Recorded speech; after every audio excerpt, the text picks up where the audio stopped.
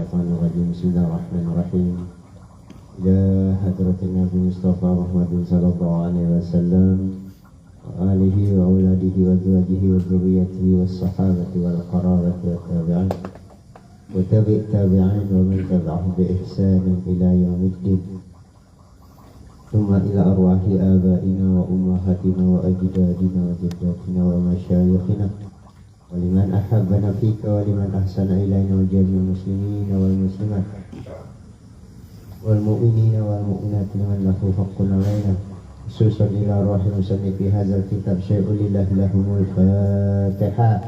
أعوذ بالله من الشيطان الرجيم بسم الله الرحمن الرحيم الحمد لله رب العالمين الرحمن الرحيم مالك يوم الدين إياك نعبد وإياك نستعين اهدنا الصراط المستقيم صراط الذين أنعمت عليهم غير المغضوب عليهم ولا الضالين.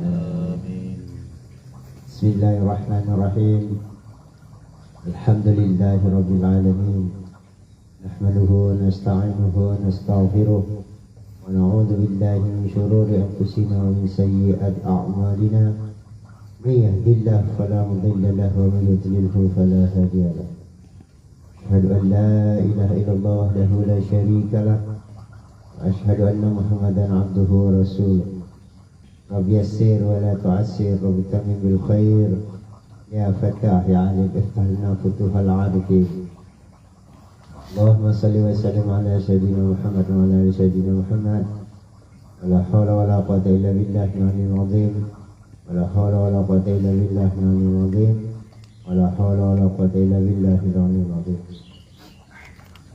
Kita mundur dikit di halaman 155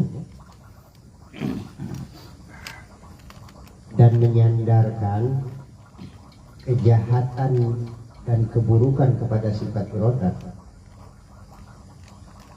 Allah Ta'ala itu boleh dalam forum mengajar. Ini maksudnya kalau kita dalam ajar mengajar, boleh kita menyandarkan sesuatu keburukan atau kejahatan kepada Allah. Macam mana? Apa misalnya? Kan kita kini itu misal jadikan maksiat. Kita jadikan maksiat itu Allah juga yang buatnya. Tidak boleh untuk seharian. Kalau untuk seharian orang jadi dalil bahwa aku naklah tohat, aku naklah ngaji, Allahnya bikin aku juga. Tapi kalau untuk belajar forum ajar mengajar boleh, karena mengetahui hakikat yang sebenarnya. Tetapi haram selain forum tersebut guna menuntut untuk bertakrama kepada Allah. Kata kerama itu maksudnya adabnya. Dan hal penyandaran itu seperti dikatakan oleh seorang, Allah menghendaki berzinanya si Zaid dan kafirnya si Khalid. Dan seperti dikatakan oleh seseorang, Allah telah menciptakan babi-babi dan memberi rezeki kepada anjing-anjing. Jadi kan tiap Allah ciptakan itu pasti elok dan itu pasti ada gunung. Kalau Allah ciptakan babi, Allah bagi rezeki pada anjing, maka Allah bagi kepada rezeki pada anjing, maka anjing itu mulia. Kalau macam itu boleh babi ke anjing ke dimakan. Karena tiap-tiap Allah membuat itu ada manfaatnya, ada kebaikannya. Itu kata dia. Makanlah lagi dan makanlah anjing tadi. Nak nengok aja, Allah ni kasihnya lagi anjing yang binatang yang tanggap najis. Dia rezeki. Dan ada pun berdalih dengan qadar, yakni irada Allah, dan qadar, yakni kudrat Allah. Maka jika adanya berdalih itu sebelum terjatuh ke dalam perbuatan dosa, agar hal itu menjadi media untuk tetap jatuh ke dalamnya, maka berdalih semacam ini tak boleh. Aku kena lah ada makan babi. Allah nyediakan aku makan babi. Aku nak lah ada bukan maksiat. Allah nyediakan apalah daya aku. Kita kan punya kuasa Tuhan lalu. Kalau terjatuh Makanya sebelum perintah itu dijadikan sebelum terjadi. Berarti kalau belum terjadi namanya bukan takdir. Kalau takdir itu sesuatu yang akan terjadi. Sesuatu yang belum terjadi itu belum dikatakan takdir. Dan belum boleh menyatakan bahwa itu sudah takdir. Maka digunakanlah 4 petunjuk kemarin itu. Ta'asyani hidayah. Maka wajib kita untuk diri kita berikhtiar. Nah, kata ikhtiar itu kosong. Katalah yang di awal, sungguh ikhtiar kamu itu isinya adalah kosong. Tapi manfaat berarti Allah dulu. Kan di dalam juga di awal disebutkan datangkan tandanya. Tanda untuk tidak bermaksiat, menjauhi maksiat, menjauhinya kok wajib didatangkan dulu. Macam mana nak menjauhinya? Takdir kan Tuhan yang megang. Takdir kan Tuhan yang menjadikan. Itu kan belum terjadi. Kalaulah terjadi baru namanya takdir. Jadi Allah menjadikan maksiat, kita maksiat. Sebenarnya boleh kita katakan, itu cuma perumpamaan, dia sudah paham. Sebenarnya Allah jadikan kita memaksiatnya loh. Kau nak dipahami kan? Allah menjadikan kita saling berzina. Itu tuh sebenarnya loh. Bukan pembuatannya loh, pembuatannya kan dibenci Tuhan. Dengan kita berbuat zina, bisa kita divonis dapatlah dosa umpama 10 gunung dosa sering besar, 10 kali gunung. Di situ kan ada peluang sebenarnya. Peluang apa? Peluang untuk tobat. Tobat itu mengiringi perbuatan jahat. Dan perintah daripada Nabi, apabila engkau melakukan suatu kejahatan, maka iringilah perbuatan jahat dengan perbuatan baik. Jadi di situ ada perintah Nabi. Nabi nyuruh. Sekali kita melakukan tobat, maka pahala yang kita dapat itu 1 miliar gunung. Tadi 10 gunung. Maka dengan maksiat tadi itu tuh sebenarnya ada proyek bagi kita. Elok kita jadikan maksiat. Cuma anggapnya dengan ilmu. Karena di balik itu ada untung sebenarnya. Tapi kalau dia bermaksiat, dia tidak melakukan tobat, maka itu tuh jadi azab bagi dia. Kalau macam itu, macam mana lah dengan orang yang bermaksiat tidak dengan tobat? Berdosa besar. Makanya orang tiap-tiap muslim, tiap-tiap mukallaf, talabul ilmi faridah itu disuruh ngaji. Ngaji itu sebenarnya untuk ngaji itu untuk mengetahui itu, cuma nak mengetahui itu tak bisa jalan kepada ada ngaji. Macam mana macam kau orang tadi itu dia buat maksiat, dia berzina, dia tak taubat. Dosa yang paling besar di dia tu tak ada taubat. Aku kau buat zina itu masih kecil kalau dibandingkan, bukan kita kecilkan perbuatan zina. Dosa dia dah ada bertaubat. Dosanya. Jadi dia tu ada 2. Satu yang paling besar tu dia dah ada bertaubat. Yang kedua bertaubat atas maksiat itu. Macam mana lah kalau dengan orang-orang yang tak tahu, makanya wajib ngaji supaya tahu lah kau. Kalau lah tahu dah usah ngaji. Nah, ini silakan. Cuma kan banyaknya kamu yang kita tidak tahu lagi, maka dia suruh ngaji tu sampai mati. Biar tahu kalau kamu. Sementara sampai mati lah kita ngaji. Masih banyak kok perkara yang kita tidak tahu lagi. Karena hukum tidak tahu itu tidak boleh, haram hukum. Hukum tahu wajib. Nah, duduk ngaji ini. Sebenarnya tadi kan kalau kita logikakan, orang apa tadi kan juga sudah wasiat itu. Cuma jadi nanggapnya dengan ilmu. Setelah dia wasiat itu taubat itu tuh lebih besar pahala ketimbang orang tidak ada maksiat bertobat. Atau pula hebatnya sebenarnya boleh. Kalau macam itu masih ada tuh saya silakan. Kalau tidak ada, dah ada yang makan ekor nak makan itu. Masih ada. Bos kubur itu. Bos kubur kau.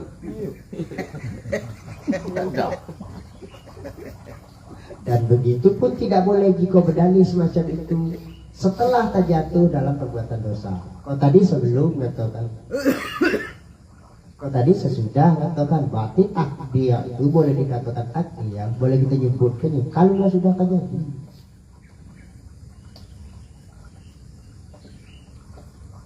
Rasul pun tanya, sekolah itu rezeki kata sekolah.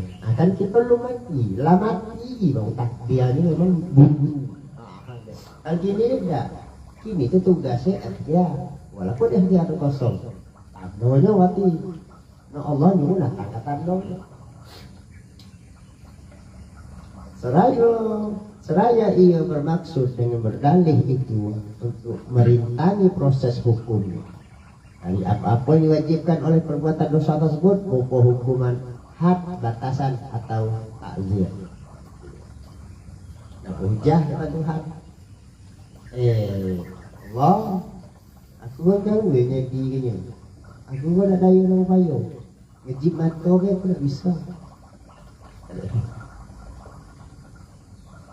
Dia nak merintangi maksudnya itu nama papayah hukum bagi dia. Karena dia punya dalil bahwa dia betul hakikatnya Allah. Tapi kita disuruh syariat. Syariat kita itu juga untuk dalam forum mengajar boleh disebutkan bahwa syariat kita itu juga dalam hakikat Tuhan.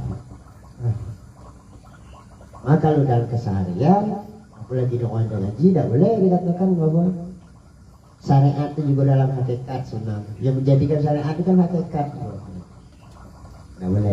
Kalau untuk forum mengaji boleh. Maka jika dia bermaksud dengan berdalih itu merintangi perbuatan proses hukum baginya, maka diperbolehkan baginya melakukan hal itu. Sebagaimana pernah terjadi dalam perdebatan Nabi Musa dengan Nabi Adam alaihissalam, bahwasanya Nabi Musa berkata kepada beliau, Nabi Adam, wahai Adam, Anda adalah bapak kami. Anda telah mengecewakan kami, yakni Anda telah menghalangi kami dari surga, yakni Anda menjadi penyebab dalam keluarnya kami dari surga.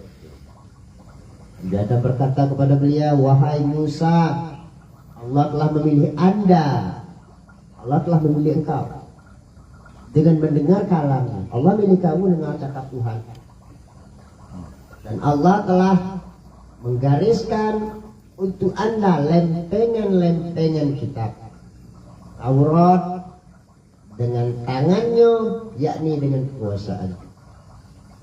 Tangannya di sini maksudnya kekuasaan. Allah telah menurunkan kitab Taurat kepada Anda pada lempengan-lempengan dari batu zamrud.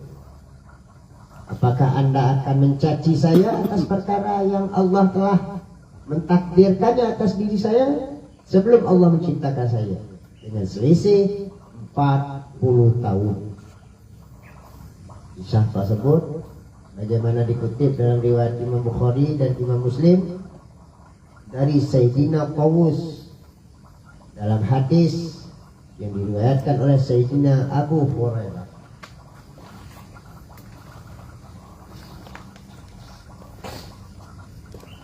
Dan dalam riwayat Imam Al-Bazzar dan Imam Muslim dalam hadis meriwayatkan Sayyidina Abu Sa'id, apakah Anda akan mencaci saya atas perkara yang telah ditakdirkan oleh Allah terhadap diri saya sebelum Allah menciptakan beberapa lapis langit dan beberapa lapis bumi dengan selisih 50.000 tahun. Maka Nabi Adam berhujah kepada Nabi Musa, yakni Nabi Adam mengalahkan beliau dengan hujah itu. Nabi Adam mengalahkan Karena Nabi Musa itu dikenal orangnya sangat kritis. Di para nabi, Nabi Musa itu sangat kritis. Kau keluarlah cerita Nabi Musa ikut Nabi Khidir itu, kenapa kau bunuh aku? Walau kesebut kau diam, tengok.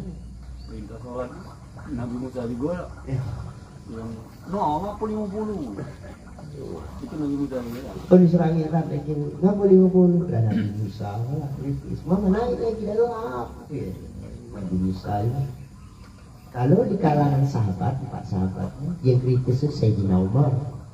Sayyidina Umar orang kritis, Nabi bilang, kau nak cerita, kata Nabi bisa kau bang.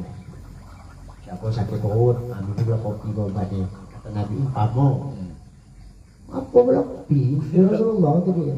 Kopi kau gini lah. Sambil orang senyum. Salah-salah, Umar. Nabi. Tapi begitu berhujakan lagi, dia orang patuh. Nak minum kopi tu tadi. Wah, dia kos terjati macam kapas. Dan telah memastikan Imam Ibnu Abdil Bar bahwasanya berhujah ini terjadi setelah wafatnya Nabi Musa.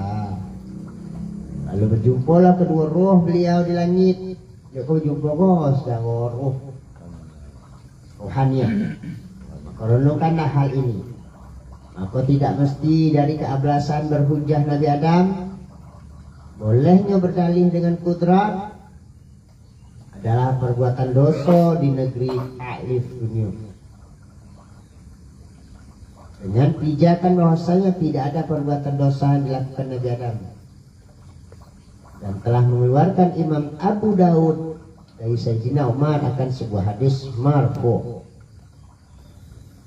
bahwasanya Nabi Musa pernah berkata, wahai Tuhanku, perlihatkanlah kami Nabi Adam yang telah mengeluarkan kami dari dirinya dari surga. Lalu Allah memperlihatkan beliau akan Nabi Adam. Maka Nabi Musa berkata, Anda adalah bapak kami. Minta ke Tuhan dulu. Nabi cakap pada Nabi Adam tadi, karena dia muda, turunnya banyak. Lalu Nabi Adam berkata,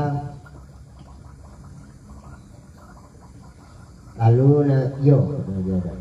Nabi Musa berkata lagi, Anda adalah orang yang mana Allah telah meniupkan pada dirimu dari rohnya dan mengajarkan Anda nama-nama seluruhnya dan menyuruh para malaikat lalu mereka bersujud kepada Anda.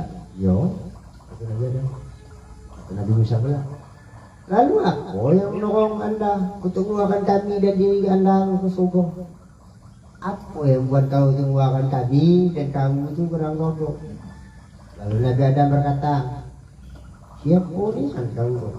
Kata Nabi Adam, aku adalah Musa. Kata Nabi Musa, oh Musa, aku beriman kepada Nabi Bani Israil yang mana Allah telah bercakap-cakap dengan Anda dari belakang hijab. Dia belajar cakap-cakap belakang hijab itu Nabi Adam tahu tak? Yakni tanpa Anda dapat melihat, kau nengok tak?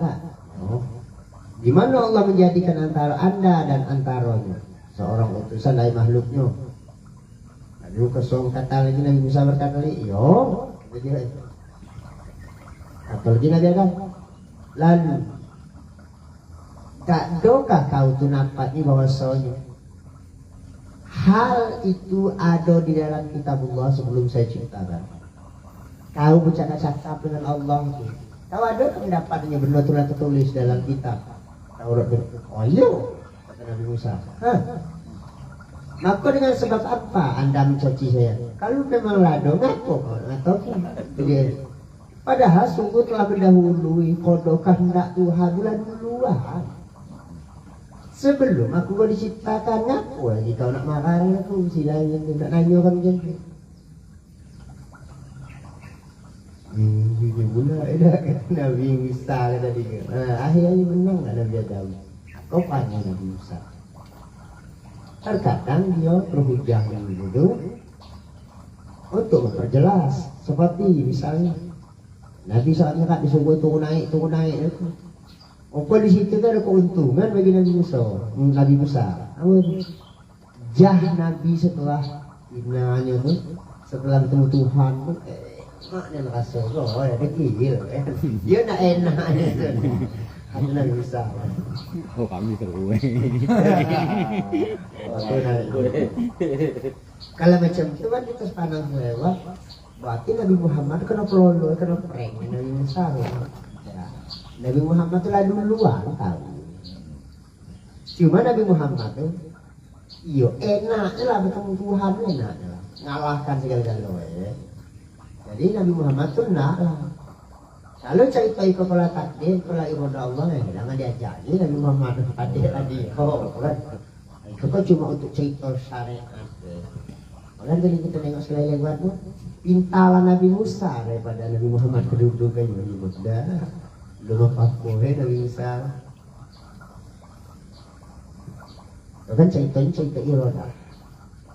Dan ketahuilah bahwasanya sifat irodah berkenak itu atau menetapkan itu bukanlah hal yang mesti bagi perintah, yakni amar nafsi, perintah terkait mukjizat Allah, yaitu menuntut suatu perbuatan yang bukan dengan pencegahan diri, yakni meninggalkan sesuatu perbuatan, atau menuntut sesuatu perbuatan yang merupakan penahanan diri apabila perbuatan itu ditunjukkan atasnya dengan seumpama lapas kufar, yakni utruk, tinggalkan perintahnya.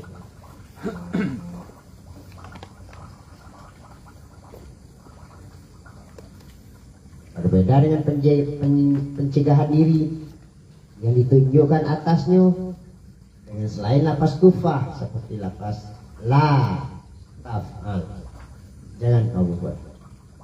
Hal itu adalah larangan bukan perintah. Itu kan tahu. Kalau orang Mu'tazilah berbeda pula.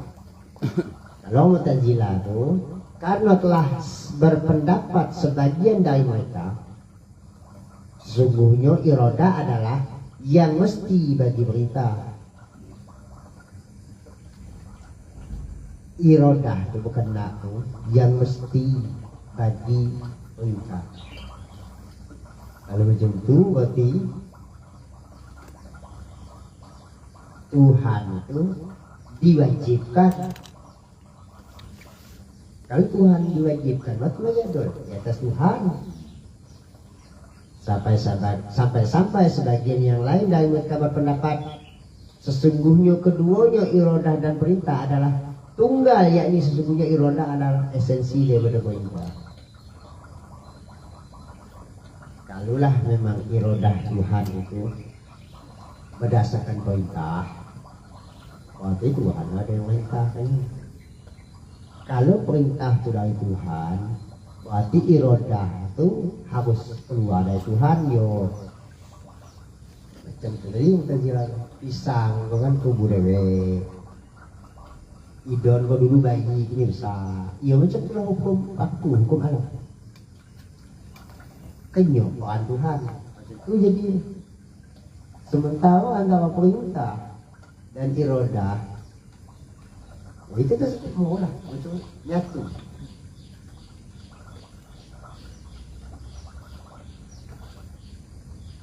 Dan ada pun perintah, maka tidak ada perbedaan mengenai hal itu antara kita golong Ahlussunnah wal Jamaah dan golong Mu'tazilah. Kalau masalah perintah ini sama lah. Karena bahwasanya perbedaan perintah, amar perintah dan irodah itu sangat jelas. Maka berkehendak, yakni Allah Ta'ala menghendaki kebaikan dan kejahatan, akan tetapi Allah tidak memerintahkan kecuali kebaikan. Betul, Allah yang menjadikan kebaikan, kejahatan, betul juga. Cuma di antara dua, Allah ada berkehendak untuk menghendaki kebaikan. Walaupun kita mengerjakan kebaikan itu juga atas dalam takdir Tuhan atau dalam hakikat Tuhan, berarti apapun yang dijadikan Allah itu elok, sungguh itu maksiat. Nah, baru ceritanya cerita tentang ridho, maksudnya kebab ridho. Maksiatnya kita benci, kita dijadikan, dinobatkan sebagai pelaku maksiat, kita harus ridho no imunnya. Tahu di penjara 15 tahun. Negeri hukuman penjara 15 tahun, kita harus ridho dengan senang hati. Namun kita tadi melakukan perbuatan pembunuhan tadi, itu harus kita benci. Walaupun yang menggerakkan kita nak membunuh tadi juga Allah, itu tidak boleh jadi kendali. Tahulah Allah itu buktinya macam mana. Kalau kita bertobat, Allah bagi pahala yang besar, lebih pahala maksiat itu tadi. Itulah menunjukkan Allah itu kasih terhadap kita, bukan dia menjadikan kita maksiat itu sebagai jahat. Tugas kita itu cepat-cepat bertobat. Kalau kita cepat-cepat bertobat, pasti kita beruntung. Jadi pahala bertobat itu besarnya. Karena bertobat itu besarnya pahalanya kalau orang berdosa ketimbang orang tidak ada berdosa. Besarnya. Nah, konyol salah satu kalam, cuma saya tidak paham ini, kalau tidak salah dari Sayyidina Ali ya Bu. Nah, cuma itu dosa. Saya juga lupa. Katakan kalam ulama. Kalam ulama mengatakan untuk versi kita kok yang paling elok itu salah baru benar. Kalau versi kita kok dah elok untuk benar hati. Kita kok lebih elok salah. Eloklah benar lah. Kau tergantung sudut pandangnya. Kalau sudut pandang yang nak kita bicarakan kok, sudut pandang proyek. Waktu Tuhan menjadikan awal bermaksiat itu sebenarnya proyek. Kalau proyek itu untungnya besar. Allah jadikan kita maksiat. Cepat-cepat nama tobat. Misalnya balik ke juga dia. Pahala dosa kita bermaksiat 10. Kita bertobat, pahala daripada kita bertobat itu 1 miliar. Ambil dari 1 miliar bagikan 10. Kalau kita sembahyang tahajud dapatlah 17. Go main tahajud dulu bangun malam. Apa lagi itu? Kita macam Yasin sehari 3 kali dapatlah 23 pahala. Gitu. Dikit dia kalau kau tadi dah sekali kita bertobat ini 1 miliar. Sebenarnya proyek tak? Cuma di situ wajib tahu. Kalau orang tak tahu macam mana? Makanya kedudukan ngaji itu wajib. Sebenarnya kalau orang paham wajib lagi ngaji. Dan wajib gini. Cuma sekelas Nabi Muhammad dia lagi nanya, ya Jibril macam mana? Abati macam mana? Nabi Muhammad masih ngaji. Karena kedudukan ngaji itu sebenarnya kalau keluar apa pun ke bumi kau. Dah betul wajib tak baik. Cuma buntu kita kau balak. Macam mana? Ada yang kau dah tiru itu. Itu buntu kau balak itu. Jadi kedudukan ngaji sampai mati itu sebatas kita mati itu sebab itu sebagai banyak yang kita mengetahui. Itu hanya. Karena apa? Karena sifat Allah itu mengetahui ilmu dan alimun maha mengetahui. Kita harus mencontoh sifat Allah kata dia. Bukan kita nak jadi Tuhan, no, maksudnya. Kan Allah berikan dalam sifat mani, berat, ilmu. Berarti kan boleh kita nak nyanyi samanya banyak ini. Kedudukan kau tadi kau kalau nak beres sebenarnya dengan ilmu cocok tak hebat tak jadi maksiat itu ya. Ketimbang kita dah pernah buat dosa betul terus main tajud 17 kalau kau tadi sekali taubatnya 9 langsung mega proyek ya dapat anjing mana ya. Jangan kamu. Karena sesungguhnya Allah menghendaki imannya Sayyidina Abu Bakar dan orang-orang seperti beliau, dan menghendaki berbagai perbuatan baik mereka, kendati pun disertai Allah Ta'ala menyuruh terhadap hal itu. Jadi kita kok disuruh mencontoh Nabi itu, maka Nabi itu masuk dalam akidah 50. Kan Allah sifat 20 segala macam, masuk pula Nabi 4 sifat, 4 lawannya jais Nabi, digandeng Allah dengan Nabi. Supaya kita kok mencintai Nabi itu, mencintai itu 1000%. Ada apa? Ada barang contohnya, yaitu Sayyidina Abu Bakar Siddiq. Sayyidina Abu Bakar Siddiq itu barang contoh jadikan kepada Nabi, mencintai Nabi. Barang jadi. Bagi ke segala antara Sayyidina Abu Bakar cukup Allah dan Rasul. Kalau rokok ni, apa Allah dan Rasul? Tengok itu barang jadi macam Sayyidina Abu Bakar. Kalau dikatakanlah dalam kitab hikam, setetes iman Sayyidina Abu Bakar, karena iman kita seluruhnya dari awal sampai dunia kiamat, setetes sudah kuat. Karena Sayyidina Abu Bakar pun baranglah jadi. Kenapa Sayyidina Abu Bakar yang paling sedikit meriwayatkan hadis sementara dia siang malam dengan Nabi? Karena dia itu hadis. Dia itulah jadi hadis. Dia cerita macam tidak. Dan Allah telah menghendaki kufur Abu Jahal dan orang-orang sepertinya, dan menghendaki berbagai perbuatan jahat mereka, kendati pun disertai Allah Ta'ala melarang mereka dari hal-hal itu. Kalau macam itu, coba yang Allah jadikan siaplah tengok Abu Jahal, Cino-Cino, Ashabi, orang-orang kafir. Apalah manfaatnya? Dia mati masuk neraka. Entah dalam kitab Fathul Majid itu hal ketentuan Tuhan yang tidak terbaca di otak itu haram gitu mempertanyakan oleh. Karena dibagi tahu lah tidak apa pecah akal gitu, akan mengetahui. Tidak tengok kan? Waktu dijadikan kafir mati masuk neraka. Oh ini sebenarnya boleh dipertanyakan. Kalau dipertanyakan itu ujung-ujungnya lah Tuhan itu kecil. Itu Jackson. Stay mati masuk aku. Iya nih, itulah waktu Islam. Tapi itu kan Allah jadikan gitu ya, Allah jadikan. Itu Allah jahat, Allah itu Jackson. Tapi Jackson kan dia jalan ke takdir gitu. Kita mencaci Jackson umpama seseorang yang kita tahu galau tidak ada. Dalam tu pasti ada kebaikan dan benar. Kenapa? Kalau salah Allah bukan alimun. Allah itu sifatnya alim. Macam mana? Hal yang tidak mampu otak kita pecahkan jangan ditanya orang. Yang kelas ini dia nah mungkin Imam Syafi'i mampu dia. Kalau kelas itu kan tidak kuat. Cah apa itu apa tidak boleh nanya. Kalau kita disuruh tugasnya cuma bersyukur. Kita pun dilahirkan oleh mak-mak yang mak itulah Islam.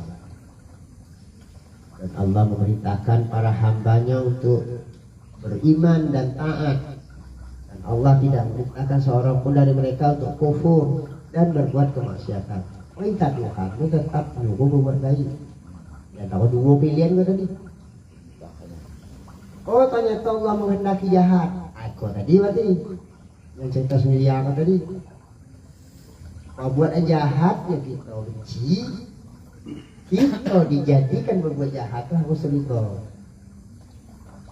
Dan sesungguhnya Allah memerintahkan mereka untuk beriman, kendati pun disertai Allah Ta'ala tidak menghendaki dari mereka. Hanya karena hikmah yang hanya diketahui oleh Allah. Hikmah Allah yang mengetahui. Kalau kecewa tadi pertanyaan orang kafir tadi.